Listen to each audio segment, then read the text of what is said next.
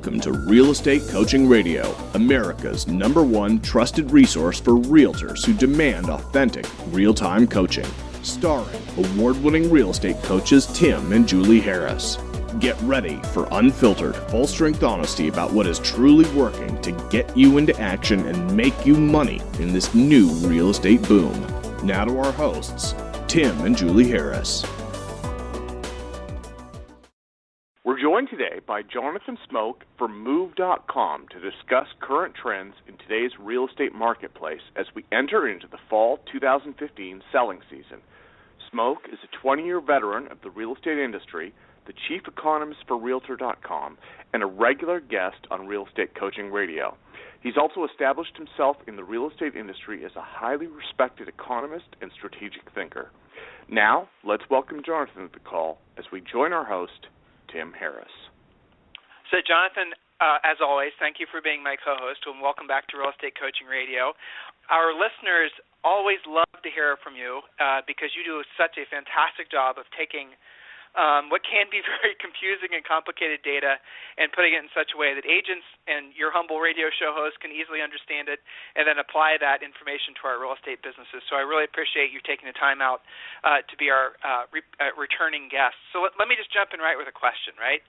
So where are we at in the housing? Where are we at in the housing market? Where are we in this whole process? I noticed the word recovery isn't really being used anymore so much with reports. So give us a sort of a 30,000-mile view of how housing is doing. Well, we're in a very good place for housing, no question. We expected this year would be a good year, and indeed it's turned out to be pretty much what we forecasted and others expected, and that's going to put it as the best year we've had in almost a decade. So going back to 2006 on most metrics, this year will turn out better for growth, better for home price appreciation, a whole lot of categories. So we're in a very good place, and a lot of that's driven by the economy as well, which has been consistently performing at a pretty strong level. So the foundation. The fundamentals that drive demand for housing have all been really good, and you see that reflected in virtually every metric that you look at. I think the reason why you've observed that the recovery word is not being used as much by folks is depending on the market that you're in, recovery is sort of boring and old-fashioned anymore. Like in Texas, California, many places, jobs have been fully recovered for some time now. We're setting new record highs. In many places, home prices have been recovered and are setting at least new nominal highs, and we're well on the path for home sales to be getting into that territory too. So that's probably the reason why it's no longer cool to say recovery anymore. So when you were on the radio show last, we were talking a lot about the individual cities and markets that were doing well and which weren't, and there was a real clear bifurcation, if you will, in certain parts of the country. Is that still true?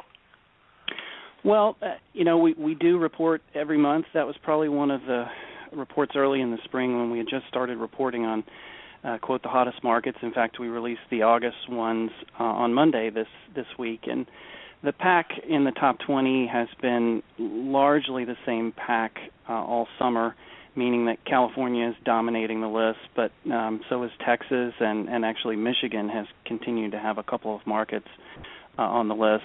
We're seeing actually strength and volatility in many places in the country. Just a few weeks ago, we also reported on the hottest zip codes, and the hottest zip codes essentially represented every region in the country from Boston to San Diego, really speaking to the fact that this where we are and in this really good year is pretty much a consistent theme in virtually every place in the country, and a lot of that has to do with the economy improving and the emergence or the return of the first-time buyer, which has been the part of the market that has been absent and not quite yet performing up until this year. So the good news is we continue to see lots of hot markets. If anything, there are so many that are vying for it. I think as the season of the year starts to change, we may get a bit more markets represented in that list over the coming months.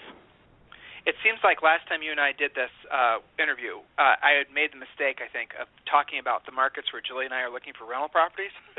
And since then, those markets have basically dried up for really great buying opportunities. Certain markets in Tennessee, our old stomping ground where we sold real estate forever in Columbus, Ohio, now everything there seems like it's really incredibly, honestly expensive from an investor's perspective.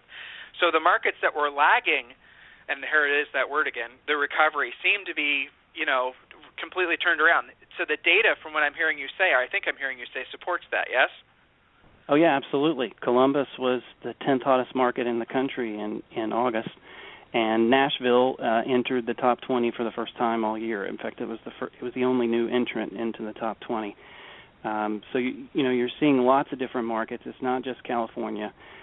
California has certainly had its economic mojo going, and that's really the reason why it's dominated the list. That combined with how tight the supply is and how difficult it is to actually build more homes in California mean that it's really hard to beat a California market on median age of inventory, how quickly inventory is moving. But in terms of demand and the number of listing views and where we really see folks really saying that they want to live by where they're clicking on the website or how they're looking up homes on their phones or their tablet, really represent great places all around the country. And one of those themes is affordability. We are seeing that loud and clear in the hottest zip codes in the country. So it's not Beverly Hills 90210. It's basically places that really represent solid values, places that are good places to raise a family. That's right. So headwinds, let's talk about that. There's a lot of agents out there that are still getting over the recession, still getting over the housing crash, still waiting for the other shoe to drop. We see it in the questions that we get for the radio show. We see it in coaching clients, just across the board. People just aren't seemingly that trusting that we're through the woods. So I guess it's a two-part question. Are we through the woods from your perspective, just looking at the housing data? And then headwinds. What potential headwinds might slow this continued improving housing market down?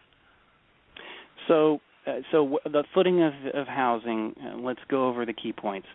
Demand is driven by jobs and household formation fundamentally, and on both of those regards, the country looks fantastic.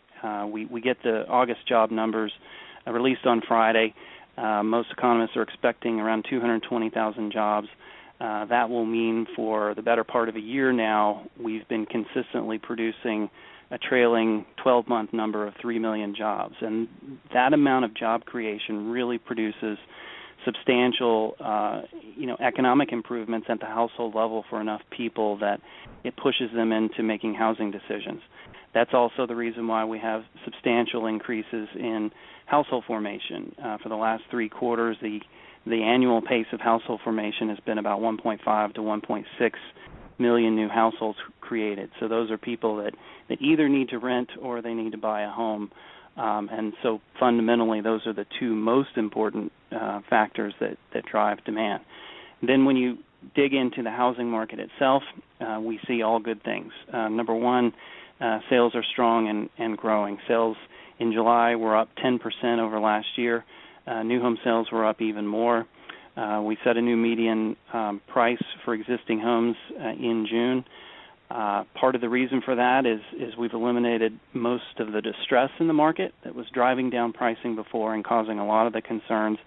It means that we've had the healthiest market that we've literally had since 2006. But at the same time, the number one issue that's been holding back the market all year long has been supply, not enough of it. When you look at, for example, the metric of month supply of homes on the market that NER publishes every month, we've had 35 straight months at under 6 months of supply. There's no risk to home prices whenever you have a scenario that we have under 6 to 7 months of supply. If anything, that tight supply is the reason why we've had above average increases in home prices. But a result of that is we have been seeing listings grow all spring and summer. In fact, we are just now in September likely reaching the peak of inventory for the year, which is a bit later than you typically see in the market. And at the same time, home builders are finally kicking into increasing production at the highest pace we've seen in the single-family arena for a very long time. Single-family starts in August were up 19% over last year, or in July that we heard in August were up 19% over last year. So that all is really firm, and there are no kind of glaring flags or warning signals popping onto the dashboard to indicate that the housing market is risk. The place where you see a lot of volatility and a lot of concern has to do with mortgage rates, and mortgage rates have been bouncing around quite a bit this year, and probably a bit too much attention from the financial press has been aimed at what the Federal Reserve is going to do. And especially that's likely, along with China, been the reason why the stock market has been declining here of late. But this kind of stock correction that we've been having is not a reflection of problems in housing or problems even in the economy. It's purely a reaction that stocks have become overvalued and overpriced, and in that sort of stock market correction, the housing market rarely has lingering issues. Well, an argument can be made because of the stock market issues of late that the Fed will maybe not mess around with the interest rates. So it could actually be a blessing for folks that are borrowing money. So there's that argument, that's right. too. I said I wrote some commentary last week after we'd had a couple of really rough days on the stock market, and said if there's one important conclusion of the stock market downturn is that we already saw mortgage rates decline, and it's literally a gift to today's buyers this month, because if you think about it, you've been trying to buy a home all year, and you've been frustrated because you haven't been able to find a home because supply has been tight, or because you've lost out in competitive bid situations. Suddenly in September, we are at the peak of inventory, so there's more choices than ever. Rates are now lower than they were just a few months ago, and likely not to remain at this for very long levels. And at the same time, school has started, so a lot of the households with children in school are no longer looking, so you face less competition. This is quite literally potentially the best month in a very long time to buy a home. Well, you listeners can hear or can listen to Jonathan, and I think you're understanding why I like to have him as a co-host. It's almost always good news. Well, but in all actuality, when I was talking with you back when the housing market was crashing, I think I remember at one point we were talking about different, the available supply of inventory in certain parts of the country was like 2 years. So, I mean, what I'm hearing, and listeners, I know a lot of you are skeptics. It's just the natural way that some of you are, right? You're always listening, and you're trying to run things through a bunch of different filters. But I think Jonathan just kind of laid out some very clear arguments why, going forward, we're entering in actually an ever-improving market. Long-time listeners, you guys know that we have been predicting for 2 years that this would be one of the greatest bull runs of housing. A lot of those predictions were based on listening to my friend Mr. Jonathan Smoke. So hopefully you guys are tuning into that, and if you find your skepticism is no longer serving you, and then maybe you need to be taking a little bit more aggressive actions to take advantage of this, what probably will be the best real estate markets of our lifetimes. It could very well be. You need to seriously think about where you're holding yourself back, and here's the real estate coach in me coming out. If there's anything we can be doing to help you, please request a free coaching call at freecoachingcallsforagents.com. So, Jonathan, you did say something interesting there that, frankly, I didn't know. So you're saying the inventory right now in September is the highest it's been throughout the entire year, which does put buyers in an interesting position going into the holidays, the last 4 months of the year. But here's the flip side to that. For agents that are really dialed in, this is a great time for them to be going after inventory to take into the new year as far as spring listings, because if these sellers that are putting their houses for sale now have unrealistic expectations, they're probably going to be taking their houses off the market for Christmas and then relisting them in the spring. So agents who are paying attention, this is a killer time for you to be picking up some of those listings as they come off the market, maybe closer to November, December, talking to their sellers about maybe keeping them on the market, or if they're not going to keep them on the market, dialing them up so you can have those as spring listings. So guys, listen to where you can make money based on what you're hearing today on today's radio show. So Jonathan, going into the fall, we talk. It's funny. I remember you and I talked a year ago. We were talking about interest rates increasing, and I remember our prediction was September, October. You're kind of. It sounds like you're still kind of maybe staying with that same stance, but who knows really at this point after the stock market gyrations. Do you foresee any other interesting opportunities that maybe agents are overlooking for when you look at the economic data? So, I do think that we stand a very good chance that the Fed is still going to act in September. They really seem to have made up their mind, and it's going to take a really negative job report for August, I think, to alter that trajectory. But, the real point that I would make to your listeners is that ignore the Fed, because the mortgage market has been ignoring the Federal Reserve all year long. Of course, their target rate has been 0 all year long, yet the 30-year fixed rate has varied more than 50 basis points throughout the year. It touched 4.2% on average 30-year conforming back in June. So the mortgage rates are going to move, and I would argue actually they'll probably move more on Friday when the final jobs number for August is released than they will when the Fed actually releases their policy decision in September. The reality is that the mortgage market is really plugged into more of global trends, and part of the gift we received this year is the issues that are happening in China, and the fact that a lot of capital around the world is really craving the bond market in the U.S., both U.S. Treasuries as well as mortgage-backed securities. So whether the Fed wants the rates to go up or not may actually have nothing to do with what we see in the mortgage market, and I think slightly higher rates than what we have today is really inevitable. But I really think in the short term, they're not going to go up all that much. They're going to go up a bit, and it's really going to encourage buyers, even more buyers, to want to get into the market. And I can share a data point that completely backs that up. We do a survey. We participate with a group to do a survey of active home shoppers every summer. And the number one issue for all shoppers this July for why they were in the market when asked to identify the single issue that most caused them to be in the market was favorable interest rates. So there's no question that people are going to be attuned to the volatility and what's going on there, and they're going to be acting on that, both on the sell side and the buy side. So you're positioned in the industry as being somewhat of an expert on millennial housing buying trends.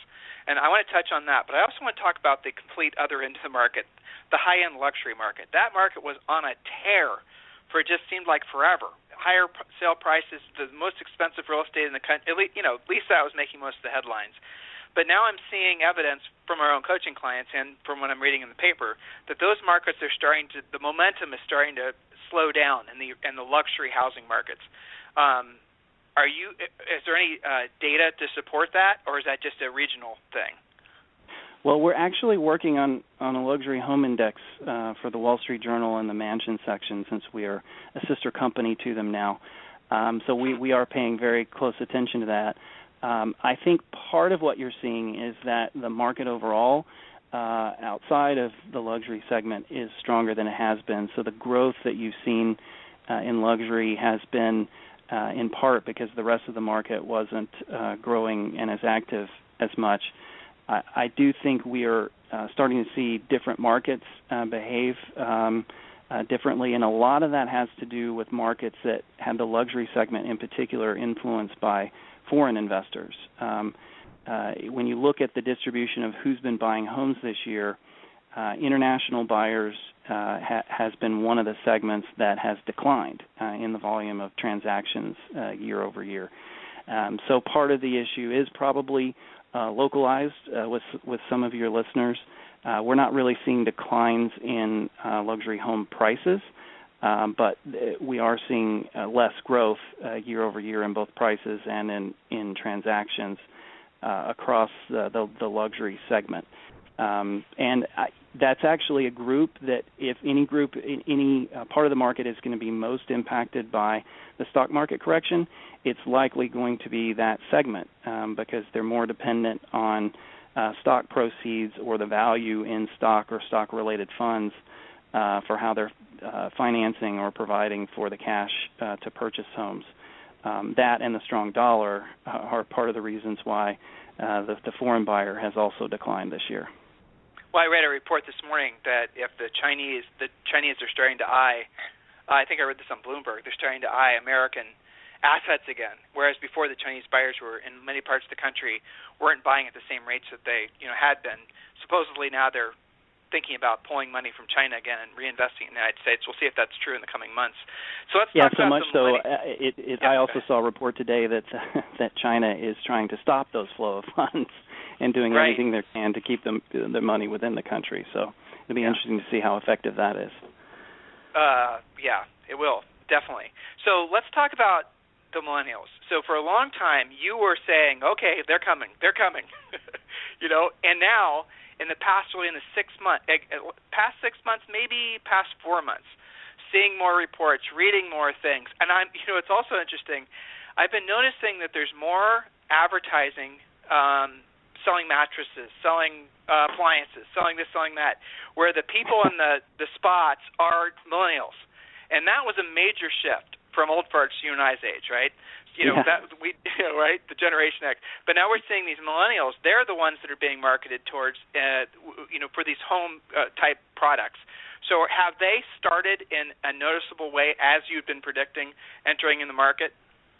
Absolutely. There is no question. In fact, this is a bit of a teaser that we're issuing a major report next week on millennials and, in particular, mortgages this year because, of course, as first-time buyers, millennials are the segment that's most dependent on financing.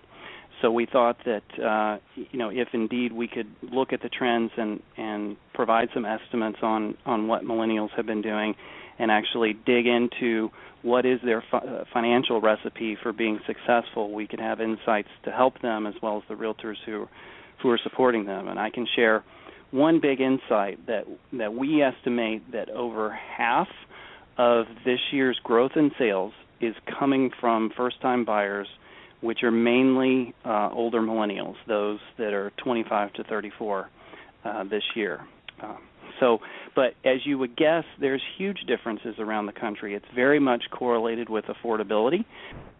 So Des Moines, Iowa has a tremendous amount of 25 to 34-year-olds driving that market right now compared to, let's say, San Francisco, which is nowhere near the same share simply because of the affordability and how difficult it is to make those financials work. But there's no question they're out in large numbers. They're the largest generation in history. This is the year that they should have really been getting into the market because their older half is exactly in that time frame when most Americans buy their first homes.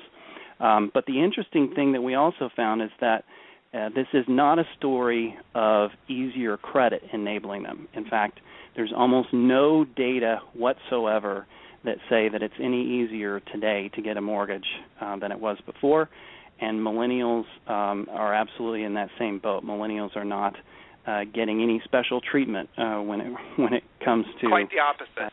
Getting a mortgage. That's right. But two things kind of emerge when you study the data on the mortgages they've been getting. Number one, the change in the FHA premium that went into effect at the end of January is absolutely part of the reason why we've had growth, and millennials have been using that option far more this year than in prior times. And the second thing is it's really a testament to the fact that millennials have been benefiting from the economy and the job growth that's been happening. We just completed a survey, I mentioned before, about mortgage rates being the number one reason driving all buyers into shopping this year. It's not the number one reason for millennials. The number one reason that they cite that was their trigger for shopping for a home this summer was an increase in income. And 35% of millennials looking to buy a home cited that as the reason why they wanted to buy a home. So you have a really successful cohort getting really good jobs, and it's part of the reason why you see such tremendous growth in some of the places that have more tech jobs and things that are appealing to young people. But it's a story of economic success, not a story of easy credit.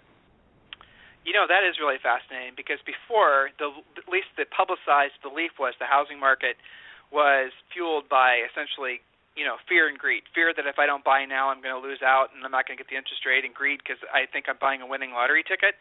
And it sounds to me like millennials are buying for more traditional reasons, which kind of warms my heart, to be honest with you. They're buying because it's a good time to secure a mortgage. They're buying to start their families. I mean, that's what it sounds like your report's going to kind of expose, yes? Oh, yeah, absolutely. That is the case. And you know what else? I think they also are thinking very rationally about the best places to live, and it's part of the reason why you're seeing kind of closer-in suburbs with older houses that are more affordable but also offer better commute options, ranking more highly in the hottest areas that we're tracking across the country. So I'm seeing lots of things that I like in the millennial data, reflecting a market that's very healthy and being driven by real good old-fashioned life events and things that make complete sense. It wasn't that long ago, Jonathan, and I'm sure you remember where they were talking about the fact that owning a home is no longer part of the American dream. Some people say it is the American dream, but I'll say it's part of the American dream. They were saying we entered into a new sort of paradigm where people are going to choose to rent, and then they were citing things like Uber and things of that nature. But what I'm hearing you say is that not only were those people wrong, but they were really, really wrong. Because just based on your statistics, it seems like the millennials are house-owning enthusiasts. But here's the other interesting thing, and you educated all of us on this fact last time you were on the radio show. You said the leading edge, the older millennials. I had to kind of swallow hard when I heard you say 34, by the way. I think I heard you do the same thing. But they're the smallest group of the millennials, and the largest group. Yeah. So kind of put some context to that. That's right. This is just the tip of the wave. The way that the births actually worked out, the younger half of the millennials is even bigger than the older half. So we are just now kind of on the cusp of what's going to be sustained demand for really at least 20 years. And, oh, by the way, Generation Z looks to be very likely to end up even larger. We've gone through the valley of the shadow of death that was Generation X. Oh, nice. And we're now in a much better place from that perspective. But by the way, to your point about this not being the generation that's going to forever want to rent, if you saw the NAR generational report that they released earlier this year, the group that felt that real estate was a better investment than stocks at the highest percentage level, and especially given the gyration we've seen lately, is millennials. They believe that investing in real estate, 42% think that real estate is even better than stocks or any other type of investment. Okay, so that I find really amazing. So you're saying the millennials see real estate as a more stable investment than, say, stocks, bonds, securities of that nature, even more so than, Jonathan, our generation, Generation X, or even That's baby right. boomers? Wow. That is correct. Why would that be? Why would that be after they've seen the real estate market basically lead to what will historically be known as a depression? Why would they have that mindset, you think? Well, Tim, I like to believe it's because they're the smartest generation we've ever had. God, let's hope so. Right? Well, I've got two of them that I'm responsible for, so I certainly hope that's the case. Yeah, I hope you're right, too. So, listen, Jonathan, I really appreciate you being on our radio show. I always, it's nice to have you on because I can listen and learn and I take notes. And, I hope our coaches are doing the same so they can make sure our clients are hearing all this. I heard nothing but optimism. And for those of you guys who think that, well, of course, Tim's a real estate coach and Jonathan's from, Realtor.com, of course they're going to be, waving the pom-poms. The reality is, if you listen to past interviews I've done with Mr. Smoke, you'll find out that, frankly, some of our radio shows before maybe want to reach for the Xanax afterwards because they were so depressing because the information was kind of bleak. We've lived through it all, haven't we?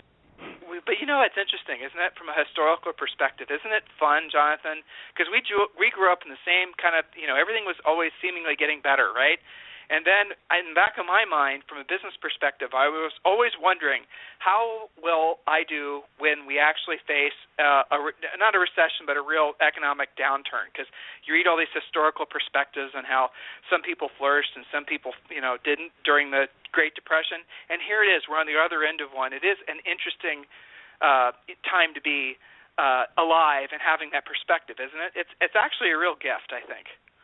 And absolutely, now that we're through the valley, it's great to reflect upon it. The valley of death. Oh, that's bleak. So listen, Mr. Smoke, I really appreciate your time on the radio show today. Jonathan, so you do a lot of public speaking. You do a lot of outreach to the industry, obviously, as being what I see as the most respected housing economist in the industry. So if folks want to hear you speak, if they want to directly get in contact with you, get access to your reports, how can they do so? Well, they can, of course, go to Realtor.com. I publish commentary every week. I like to be described as the hardest-working economist, at least, and that's reflected in the news and reports that we're doing.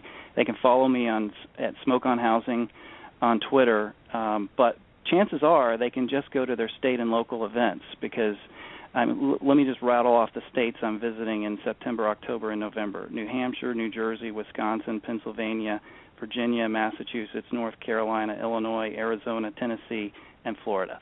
There will be a few events that they'll be able to see me locally, and when I do the local events, we're not just talking about national trends. We get very local with the trends that are happening in the hottest areas and what we're seeing on Realtor.com. So I guarantee it's one of the best events they can attend locally.